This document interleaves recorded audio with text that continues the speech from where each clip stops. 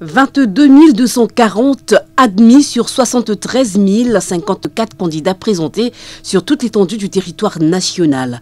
Les résultats du baccalauréat de 2019 ont été en hausse comparés à ceux de l'an dernier, a déclaré le président du jury de cet examen pendant sa publication le 30 juillet dernier.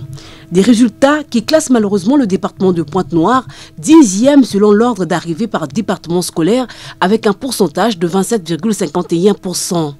Un résultat pourtant toujours médiocre qui pousse à réfléchir sur les causes de cet échec.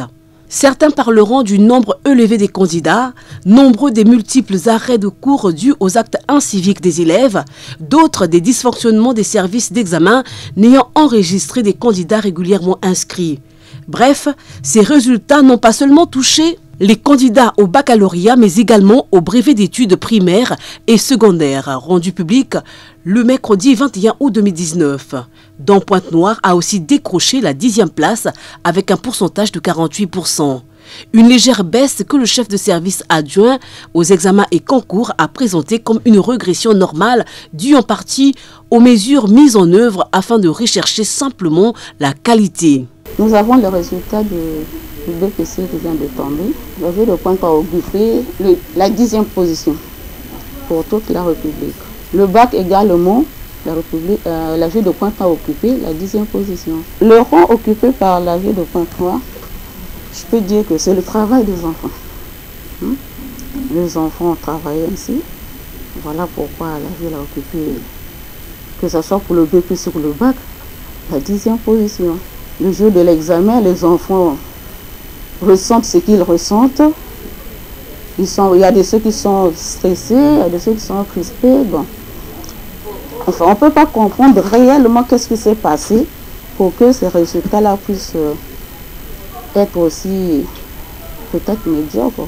Olga Koukwatissa a ainsi attiré l'attention des futurs candidats aux examens d'État. Les enfants, nous aussi nous avons été enfants.